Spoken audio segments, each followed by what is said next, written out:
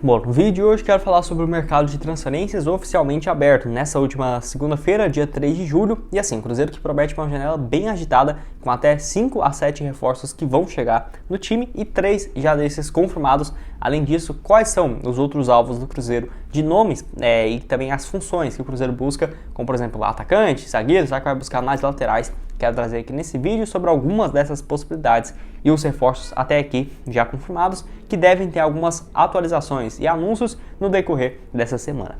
Mas antes de começarmos, aproveite aqui para deixar seu like e também se inscrever no nosso canal. Eu me chamo Gustavo, esse aqui é o canal Cruzeiro News e eu conto aí com a ajuda de vocês para chegarmos a essa meta aqui no YouTube de 40 mil inscritos. Falta aí um pouco mais de 1.000 inscritos e 100, mas quem puder se inscrever sem dúvidas me ajuda bastante a continuar aqui com o projeto e temos essa meta de likes nesse vídeo de 200, então quem puder curtir também me ajuda bastante. Vou deixar nosso canal de cortes, onde postamos os trechos mais curtos aqui dos vídeos, aparecendo aqui ó, cortes do Cruzeiro News na tela para vocês.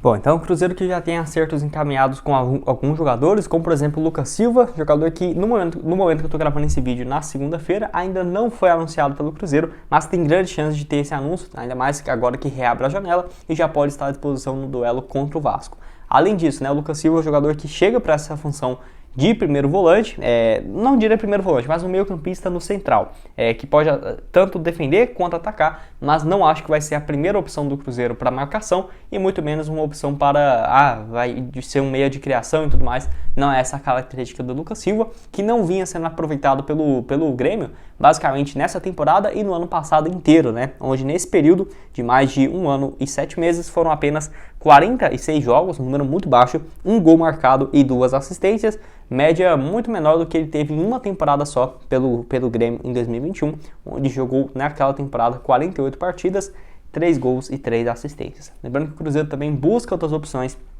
para esse setor de meio de campo, que até mesmo mais 2 jogadores podem chegar no Cruzeiro somente para essa função de meio de campo. Mas você pode perguntar, nossa Gustavo, mas que tanto de volante que é esse? Até que faz sentido, tá? Por quê? O Cruzeiro vai buscar um jogador muito mais para primeiro volante de marcação e outro como um meia de criação para ser um reserva no Matheus Vital, que fica aqui no vídeo que agora eu vou falar sobre algumas dessas outras opções.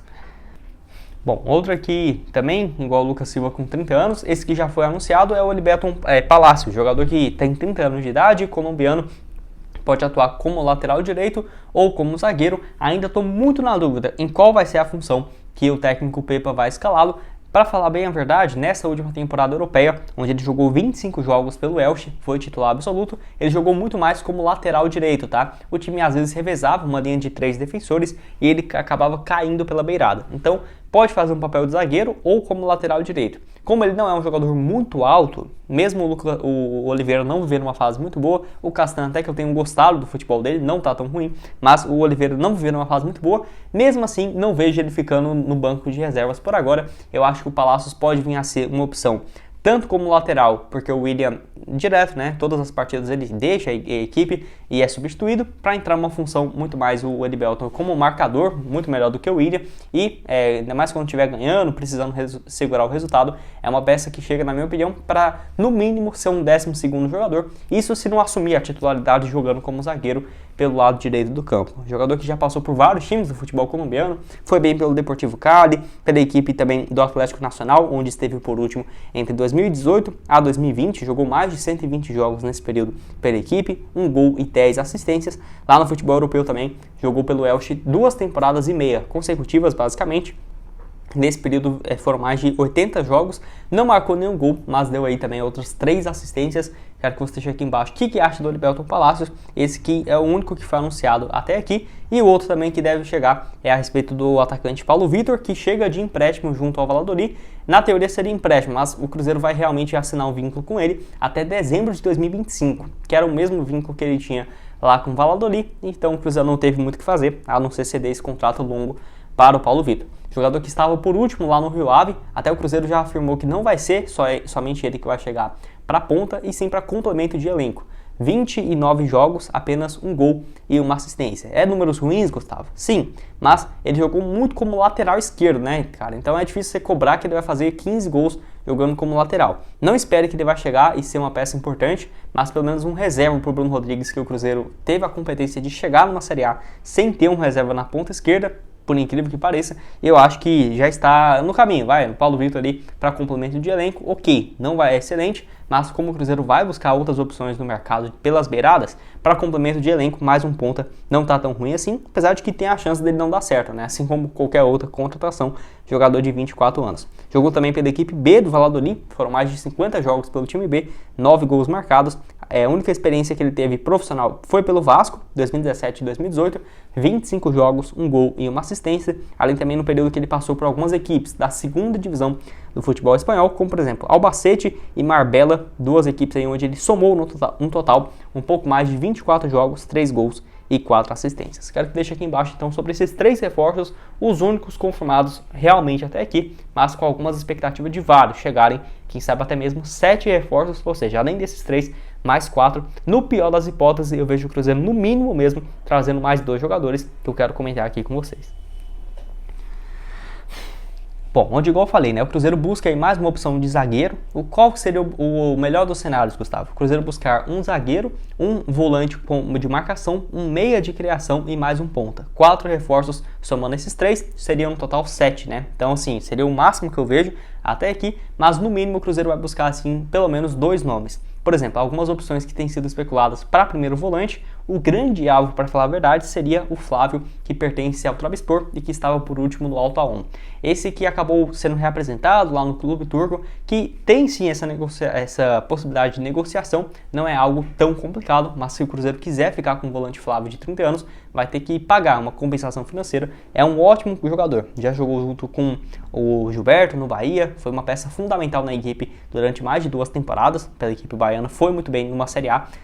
E que assim, além dessa relação com o Gilberto, eu vi que ele é muito próximo também do Marlon, lateral esquerdo. Eu vi vários comentários do Marlon há algum tempo atrás também, em algumas postagens do Flávio, e olha que eles não jogaram juntos, por exemplo, lá na Turquia, o Flávio jogou no Giresunspor e no Trabzonspor, o Flávio, né? O Marlon, se eu não estiver enganado, jogou só numa equipe chamada Ankaragucu, acho que é isso, mas deve ser que é uma cidade próxima e tudo mais, os jogadores acabaram tendo essa relação, então é um jogador que tem já algum conhecimento de alguns jogadores do Cruzeiro, e eu acho que chega para se chegar realmente o primeiro volante, muito bom. Mas já temos o Lucas Silva, né? Sim, mas igual eu falei, ele pode atuar um pouco mais avançado, como se fosse uma do Neto Moura. Não vai ser um Felipe Machado de marcação, mas não vai ser também o Matheus Vital para criação de jogadas. Além disso, o Cruzeiro vai buscar também um jogador, igual eu falei, né? Para meia de criação ser um reserva do Matheus Vital, que assim como um zagueiro, é um dos principais dificuldades que o Cruzeiro tem encontrado.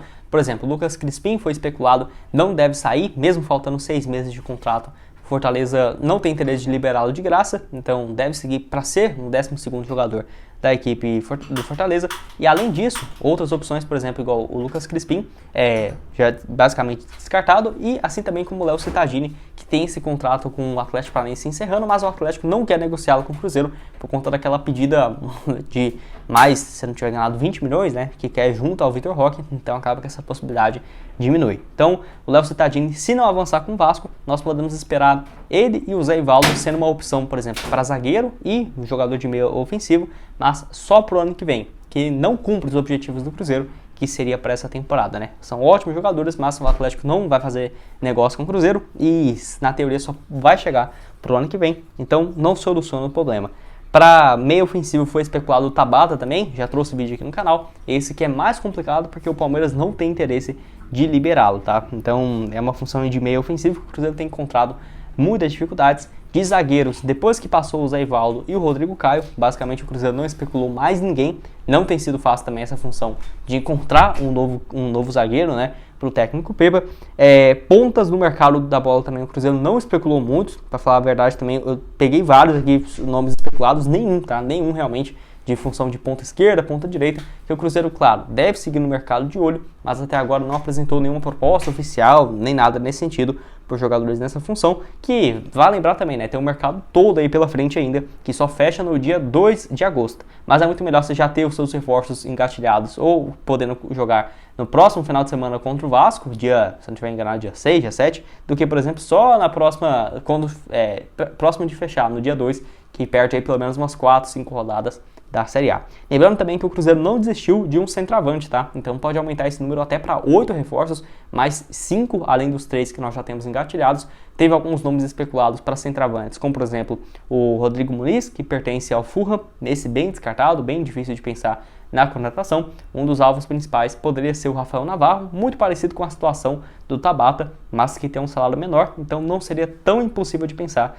na contratação do Navarro, que joga aí como centroavante, não tem tido espaço com Abel Ferreira. Vamos esperar. O Cruzeiro promete bastante no mercado da bola e você ficaria... eu até pensei que o Cruzeiro não iria tão forte nessa janela, mas pelo visto enxerga também as necessidades de compor o elenco do Pepa, ainda mais com uma Série A tão complicada como essa, para garantir pelo menos aí esse meio de tabela, manter na Série A, conseguir uma vaga em alguma competição sul-americana que já está de bom tamanho, ainda mais para o elenco que nós temos para essa temporada. Bom, esse foi o vídeo, espero que tenham gostado. Não esqueça de deixar seu like, também se inscrever em nosso canal, ajudar a gente a chegar a essa marca aqui no YouTube de 40 mil inscritos, que eu conto com a ajuda de vocês. Se você quiser ver alguma atualização sobre outros nomes que eu já trouxe aqui no canal, que poderiam ser boas alternativas, está aparecendo aqui na tela para vocês. Link embaixo também na descrição do nosso canal de cortes, aparecendo também aqui na tela. E nos vemos aí um pouco mais tarde, por volta de 12:30, mais um vídeo aqui para vocês e outro às 5 horas da tarde. Valeu, galera!